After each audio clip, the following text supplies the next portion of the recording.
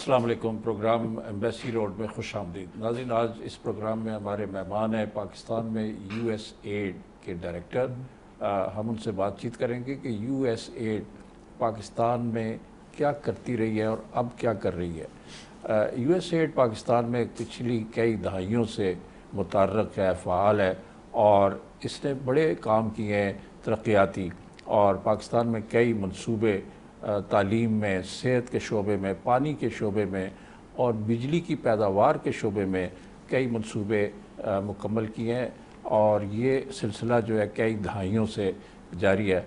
हमारी जो आज की गुफ्तगू है उसमें हम तफसीलात पूछेंगे कि USAID अब तक क्या करती रही है और उसके कोई फ्यूचर प्लान भी हैं पाकिस्तान के लिए। यही आज हमारा मौजूद गुफ्तगू होगा। Thank you very much for joining us in this programme. The USAID has been active in Pakistan for the last many decades. Do you think it has contributed concretely, positively towards the social development of Pakistan? Well, first, let me thank you for your kind invitation to appear on your show. I'm thrilled to be here. Thank you. And very happy to talk Thanks about so much. USAID's work.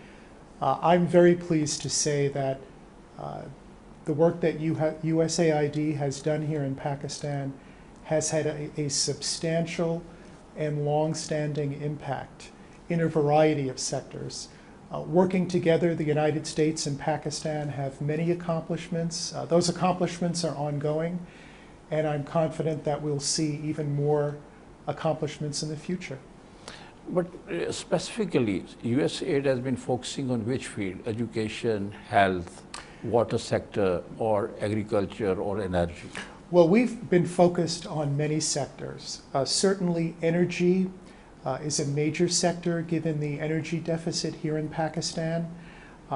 Agriculture is a main priority for us and for the government of Pakistan because so many Pakistanis are employed in the agriculture sector. We're working on economic reform to improve Pakistan's economic performance and grow its economy. There's education, of course, there's health, and there's humanitarian assistance that's provided in the aftermath of natural disasters, or, for example, the help that we've been providing to those displaced by the military operations in the tribal areas. etc. Precisely. Yeah. So we really are involved in quite a lot here in Pakistan. When we speak of education, have you been building schools, or you have been training teachers, or you have been building infrastructure in the education sector? Well, I'm proud to say that we've been doing all of those things. For example, USAID has built or rehabilitated over 1,000 schools here in Pakistan. All provinces? Exactly, yes. We have trained thousands of teachers. We have a nationwide reading program that's helping over 1 million Pakistani boys and girls to either learn to read or to improve their reading skills. We've provided about 15,000 scholarships for Pakistanis to attend universities here in Pakistan. And of course, we're very proud to say that the Fulbright program, which is the largest U.S. government Fulbright exchange program in the world, and we're very proud about the way that reflects the importance of our relationship with Pakistan, but also the importance that we place on education, including higher education. But when it comes to training of teachers, these teachers are trained here in Pakistan, or they are sent abroad, or they are sent to United States of America for further training? Well, they're mostly trained here in Pakistan. For example, one of the things that we've been doing is constructing faculty of education buildings at universities across Pakistan and providing them with the resources to improve teachers' education. And that's already having a significant impact. Having a cadre of dedicated and well-paid and well-prepared teachers is very important to the future of basic education here in Pakistan, and real progress is being made in that area. You have been investing a lot of money or funds in the education sector. but are you monitoring the impact of that? I mean, how useful that investment has been, or it's going down the drain? What's the reaction? You know what? We at USAID are actually required to measure the results of the investments. We have a lot of parties that are interested in what we do. For example, the government of Pakistan wants to make sure that the money is being spent wisely and that we're achieving results. But our own government expects the same of us. Whether it's the administration in Washington or members of Congress, they want to make sure that we're achieving real results. So what we do is we have a method of monitoring and evaluation that enables us to look at a given situation and to be able to measure results. It could be getting the number of children who are back in school or improved reading scores. So yes, we very much keep track of the results that we're achieving. Right. And the monitoring and evaluation system, is it giving you an encouraging response that this money is being used and it is producing the desired results? Yes. What we do is when we find that something isn't working, we make adjustments. And that's one of the really most important factors when we are monitoring projects, because development is an art more than a science. Yes. And we do things that work and sometimes we do things that don't work, and we need to adjust.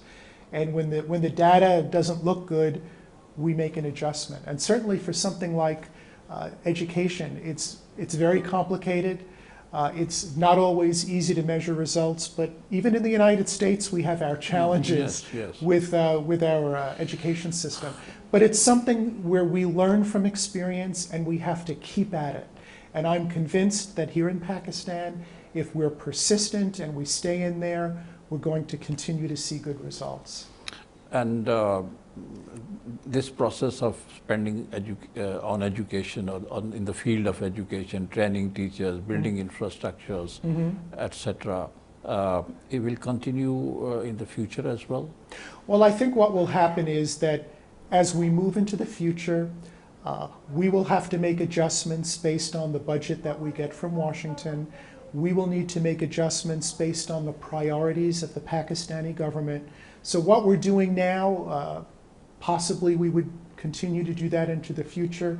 It's also possible that at some point in the future we would be doing different types of education projects. Coming to the health sector, what the USAID has done in Pakistan, because health sector is in shambles in this country.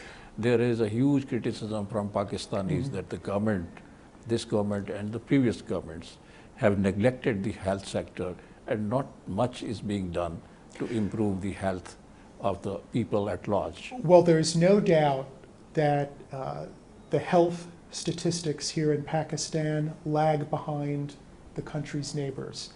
Many of the statistics, particularly maternal and infant mortality, are not good and they need to be improved.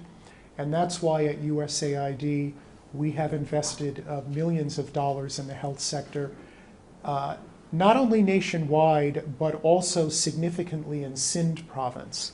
And what we're working on is, in particular, providing services to women and children to make sure that they're getting the basic health care that they need, so mothers don't die during childbirth, so that infants don't die right after childbirth, or children die before the age of 5. And we're doing that in a variety of ways. Again, infrastructure. We've renovated 2 wards at the Jinnah Hospital in Karachi. There's the new state-of-the-art hospital in Jacobabad. We've constructed or rehabilitated other health clinics, but just as importantly, training health workers, particularly health workers who can reach women and children in the rural areas, in places like North Sindh. We've helped to provide services to about 6 million Pakistanis, almost all women and children. We also work at the national level, helping the Ministry of Health to create a system of managing medicine. For example, cold chain storage, making sure that children are getting vaccinated. And we're making progress. I mean, what you said in the beginning is true. There's a long way to go. For example, there are too many children here in Pakistan who aren't getting the basic set of vaccinations. That needs to change. I think the Pakistani government acknowledges that they need to do more and to improve its performance when it comes to health. But I'm confident that working together, we're making progress and that we're going to continue to make progress. Your focus seems to be the province of Sindh. Is there a special reason for that? Again, these are projects that were negotiated years ago. But although it's true that USAID does a lot in Sindh, we also do a lot of work in Punjab, particularly in agriculture. For example, just last month, I went to Lahore to close out a very successful dairy project where, working with Pakistani dairy farmers, USAID was able to introduce new modern methods of managing dairy farms and increasing the production of Pakistani cows. And also we've worked with Pakistani horticulture to help farmers not only improve their product, but also to have their product exported to places like Malaysia and Indonesia. And that's a real breakthrough for Pakistan to be able to export its agricultural products beyond the Gulf to Southeast Asia. We also work in Khyber Pakhtunkhwa. We work in the tribal areas. In fact, USAID has, over the last 7 or 8 years, invested about $1 billion each in Khyber Pakhtunkhwa and the tribal areas. So our development program truly is nationwide. Right. When it comes to agriculture, there is a perception in Pakistan. Some experts believe that there's a huge water mismanagement in Pakistan, or water is being wasted and it is not being used judiciously, wisely and productively. So is there a program by USAID to provide training in water management? Well, you're absolutely right. As I like to say, Pakistan doesn't have a water problem, it has a water management problem. And too much water is lost as it flows from the Himalayas. But we've been working on that with our hydroelectric projects. For example, when we constructed the Gomalzam Dam, in Khyber Pakhtunkhwa, I think it's on the border of Khyber Pakhtunkhwa and North Waziristan, in addition to producing electricity, what this dam does is it helps to capture and better manage the water so that the local farmers can use that water for their crops. And we do this in many of our hydropower projects. They have a dual purpose. On the one hand, they help to provide electricity, but on the other hand, they help to manage water better. So we are working on that, but unfortunately the problem is going to become ever more serious in the future. And I know that the national and provincial governments here are concerned about managing the country's water resources better. But is there any, and is USAID contemplating, thinking to do a training program to our people who are concerned with water management? Well, we're not doing that right now, but that could be something that we do in the future. Right. And in the agriculture sector, you mentioned exports to Malaysia and other countries.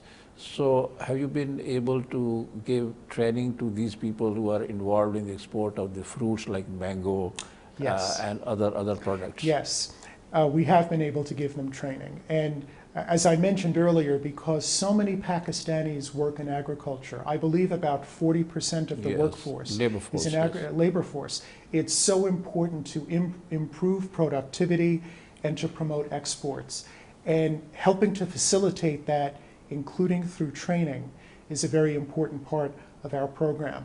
And let me add this, I have traveled the world, India, Haiti, those are two countries with great mangoes, but I'm going to tell you right now that Pakistan has the best mangoes. And I want to see Pakistan export ever more of those mangoes because their farmers delicious. They should be getting a good price for those mangoes. Thank you. We'll take a short break. Okay. नाज़रीन एक मुख्तसर break लेते हैं. Break से वापसी के बाद अपनी गुफ्तगू का ये सिलसिला हम जारी रखेंगे. USAID के डायरेक्टर जॉन ग्रॉक हमसे गुफ्तगू कर रहे हैं. वो बता रहे हैं कि पाकिस्तान में वो किस तरह की सरगर्मियाँ कर रहे हैं पानी के शोबे में, एग्रीकल्चर के शोबे में, तालीम और सेहत के शोबे में.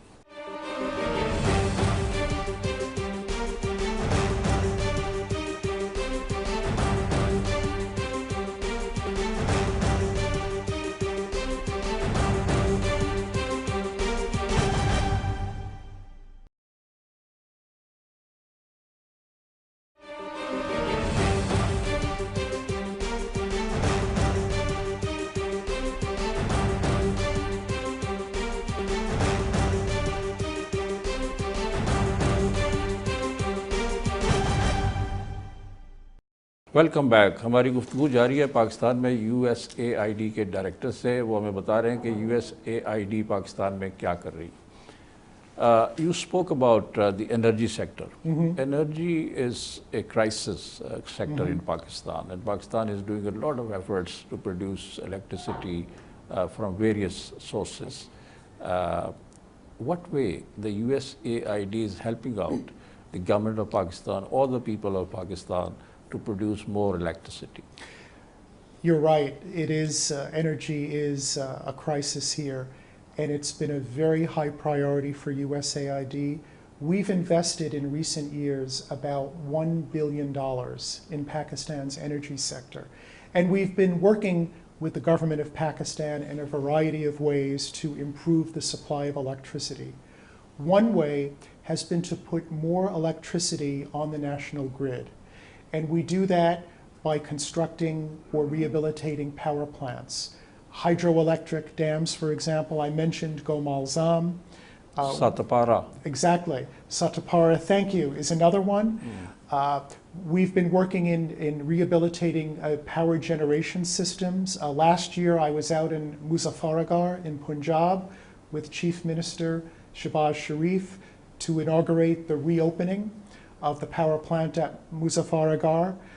We've rehabilitated the plant in Jamshoro as well. We've been working with clean energy as well, including wind and solar. But putting more energy on the grid in and of itself is not sufficient.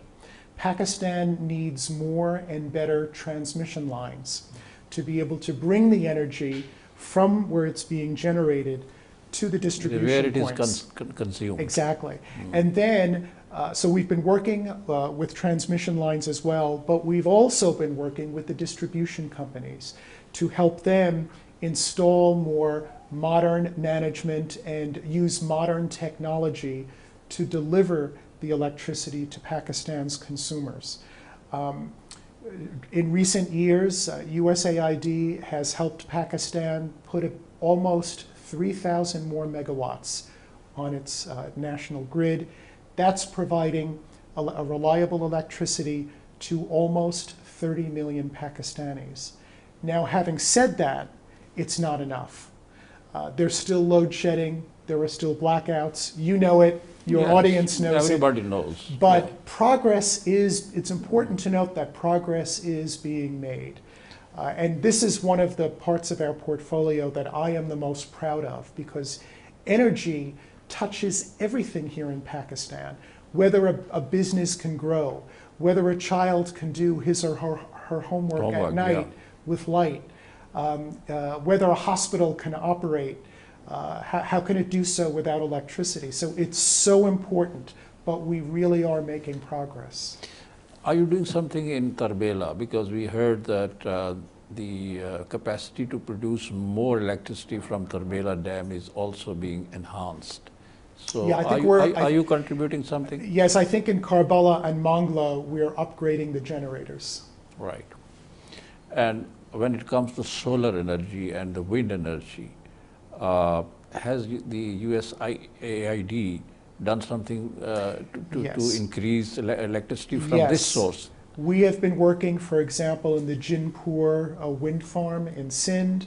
We've been working on the solar energy in Punjab province, helping to get the electricity onto transmission lines into the national grid. You know, this is a real strong point for Pakistan. When we think of energy, we think of petroleum, we think of hydropower because we know of the great water resources that Pakistan has. But given the climate here, huge potential with solar and wind. You know, solar in Punjab and in other parts of the country, but wind in Sindh because and of the great... Balochistan as well. Exactly, and Balochistan as well. And to be able to exploit those resources without making pollution, and to be able to exploit those resources without having to import petroleum it's a great opportunity for Pakistan, and I'm glad that it's taking advantage of that opportunity. But is there any program to train or sensitize the Pakistani people concerned to switch from the coal and oil-based energy to these areas, solar energy and wind energy? Well, USAID is not involved. I mean, that's a very good question, but USAID is not involved in that type of a public communications campaign. And you intend to increase or build the capacity of the existing dams or power plants, or you want to invest more in this sector, energy sector? I'm confident that this is going to continue to be a high priority for both the United States and the government of Pakistan. And there really is a lot more work that needs to be done. And the other areas where USAID might focus in the days to come, where you think that Pakistani nation or people need help, besides education and health and power sector, agriculture? Well, I'm very excited about the work that we've been doing in a sector that we call economic growth. And that is focusing on those aspects of the economy where Pakistan needs to improve or where it has a comparative advantage. And I'd like to give you one example of that. We have the Pakistan Private Investment Initiative.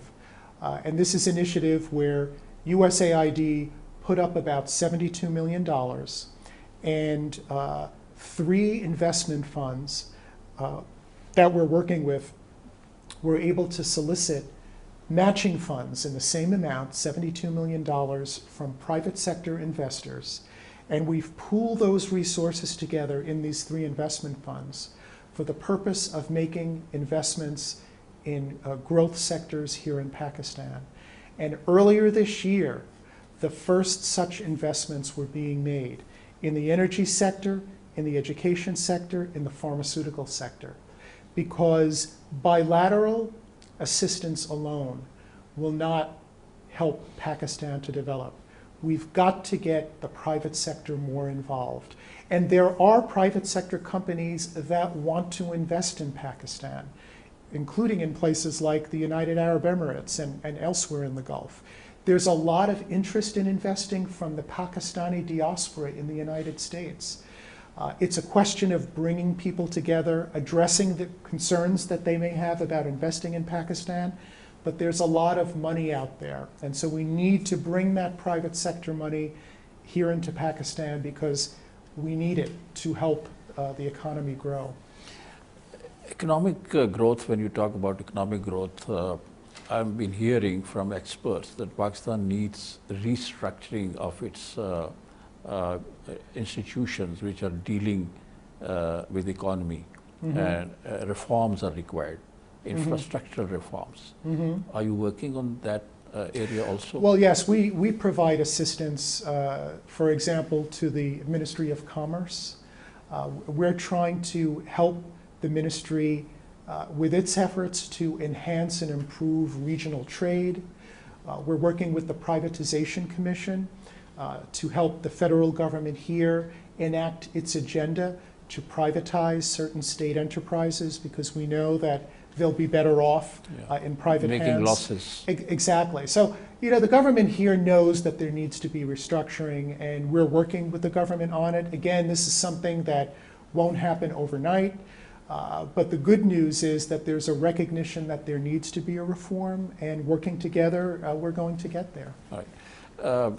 The private sector, when you talk about private sector's participation in the economic growth of Pakistan, are you involved with certain private sector companies or people or entrepreneurs in this country? Oh yes, in many different ways. We've been training entrepreneurs. In fact, the broader U.S. government has been involved in training entrepreneurs, including women entrepreneurs. But we work with a variety of private sector companies. For example, in the agriculture sector in Sindh, there's Nestle, for example. What we try to do is to link the farmers up with private sector companies, because these private sector companies are interested in particularly the high quality agriculture products that Pakistani farmers produce, to get them to market. So there's a common interest. So we work with the private sector on that, but also, for example, we've been working with Microsoft and Cisco, the computer giants, in training young Pakistanis in information technology, to give them the skills to help grow Pakistan's nascent IT industry. In fact, it's my understanding that IT has been a real area of growth here in Pakistan, and it's very promising as a future engine of economic growth. I've noticed that a lot of young Pakistanis are very computer savvy. Yes, yeah. And the country needs to take advantage of that. So youth, 63%, according to some statistics, 63% of our population comprises of young people, ranging from age 17 to 35. So the USAID's focus is the youth of Pakistan. One area is the IT sector. Any other area where you could do something to improve the skills and capacity of young people? As I mentioned earlier, we're working in a variety of sectors, and almost everything that we do touches young people. For example, in our energy portfolio, we train the electricity workers, the men and women who repair the transmission lines and the electricity towers. Many of those workers are young. Many of the farmers with whom we're working are young. And certainly in education, not only at the basic level, but the university scholarships that we provide, they're young people. You're absolutely right. The youth are the future of Pakistan, and they need to be a special focus for the work that we do here. And providing some training to these young people in various fields, like, so they are able to earn their bread and butter. And besides education, they need skills. I agreed.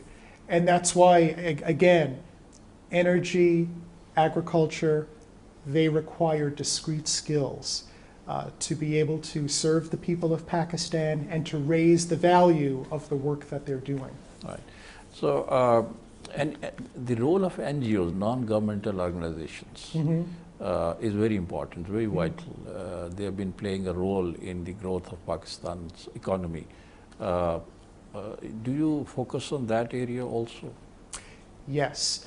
In fact, a large proportion of our funding is devoted to Pakistani NGOs.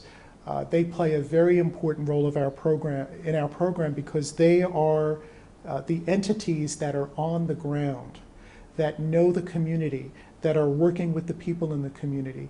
We need to listen to them. And in many instances, they're the best organizations to actually deliver the assistance that we're providing. So you're absolutely right. And in addition to working with these organizations, these local NGOs, in many instances, we help to build their capacity. We provide them training, for example, in financial management or in managing an organization, human resources, so that they can sustain and grow and play an ever more important role, particularly in rural areas.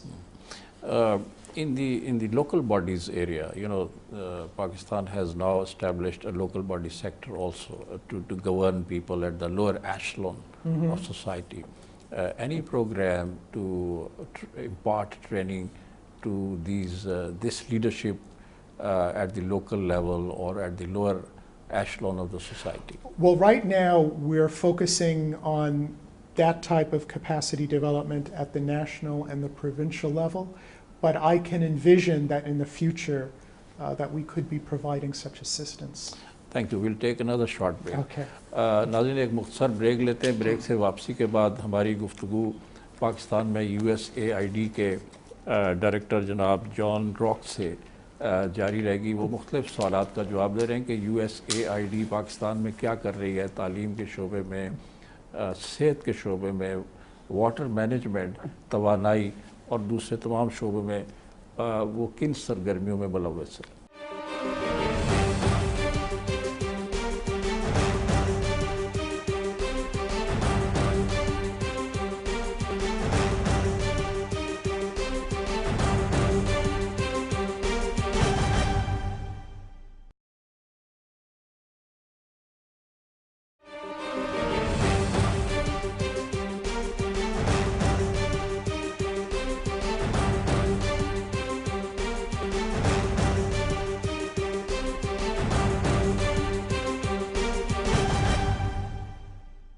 Welcome back. हमारी गुफ्तगू जारी है पाकिस्तान में USAID के director से. You stay in Pakistan. You must have traveled very widely in Pakistan, all 4 provinces, northern area, Kashmir. What's your take on that? Well, my immediate reaction to that is Pakistan is a beautiful and diverse country. It is a very different country than the one that I expected when I first arrived. It's diverse in terms of its geography, in terms of its people, in terms of its culture. And it's made it a very, very interesting place. What I tell my colleagues sometimes is there isn't one Pakistan. It seems like there are multiple Pakistans all within one country. Yeah, diverse culture, diverse languages, etc. Yes. You have traveled in various provinces. Which province you have found more attractive in terms of their culture, their traditions, their food, music, etc.? Wow. That's very difficult to say because each has its own unique beauty. So it becomes very difficult to compare. For example, there are many parts of Punjab, that are very beautiful, that are culturally rich. On the other hand, I really enjoyed going to Karachi because even though it's the big, noisy city, it reminds me of my hometown of New York. And then on the other hand, when you go up to the north... New York is very clean. Yeah, well, not always. Anyway. But anyway, and then when you go up north and you have the hills and the mountains, it's geographically, it's very, very beautiful. So each region has its own beauty. Right. The art and culture of Pakistan. You have some take on this, for instance, the painting, the music, the food, all these things. Well, the food. I really do enjoy Pakistani food. I love biryani. My favorite is palak paneer. And I will miss the Pakistani food, the home-cooked Pakistani food when I leave. But I also like reading about Pakistani history. I'm a bit of a history buff, and I like to learn about the history. So I've read about Muhammad Ali Jinnah and the history of the creation of Pakistan and the Pakistan movement. Exactly, and the leadership throughout the 1960s and up to the present day, and it's very interesting. You have visited northern areas, and which part of Pakistan is the most beautiful, exotic beauty? You know, I have to tell you, in all honesty, I never made it to the northern areas. Okay. I was never able to get up there. I would have been prepared to say that that was the most beautiful part of Pakistan based on all the photographs that I have seen. But you know, quite frankly, I think that the region here around Islamabad is beautiful. I really enjoy getting up in the morning and just seeing the Margalla Hills, particularly on a clear day. It's lovely, and the weather is lovely. I have to say that I've enjoyed some of the road trips through Punjab. I think it's a very rich and green province. But have you been to KPK and not the areas, the FATA areas? I have only been to Peshawar. I have only been to Peshawar. Right. The people. Mm-hmm. Well, the people to me that's the best part of Pakistan, and I'll tell you why. I've been in the diplomatic service now for more than 2 decades, and I've worked. This is your first appointment in Pakistan? In Pakistan, yes. I've worked in Bangladesh, in India, in Afghanistan, but this was my first time even present in Pakistan. And I've worked in many countries, and I've met many different kinds of people. But I would have to say that Pakistanis are the most hospitable people that I have met in my more than 20 years in the diplomatic service. You meet new people, and they invite you to their home for dinner. They take an interest in the health and well-being of your family.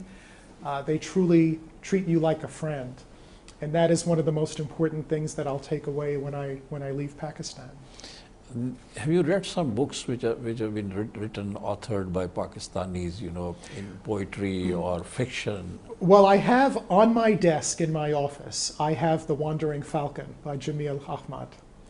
And the last time I traveled back to Washington, I was determined to read it on the airplane, except I forgot it and left it on my office. So this time I'm going to read it. But otherwise, I do follow and read some of the essays of Muhammad Hanif. Hanif. Yes. And although I've not read his books, I've heard of them, but I do enjoy his essays because they're often quite amusing. Right. And the music, do you have any liking for the music, and particularly Pakistani music? Well, I do like the music, but I don't particularly follow it, and I'm not knowledgeable about individual artists. Right. You have some message for the Pakistani people while you are leaving and having spent 3 years? 3 years? 2 years. 2 years in Pakistan. Well, thank you. It was a pleasure and an honor to be your guest for the last 2 years. Thank you for inviting me into your home of Pakistan. It is a tour for me that I will never forget, both personally and professionally. I am very optimistic about Pakistan, not only because when you do development work you have to be an optimist, but I see a lot of potential, both human potential and potential with natural resources. Pakistan is making progress. It will continue to make progress. I'm sad to leave, but I'm very gratified to know that I and USAID have contributed to the betterment of Pakistan. And I hope to come back sometime in the future and to be able to go and visit the northern areas.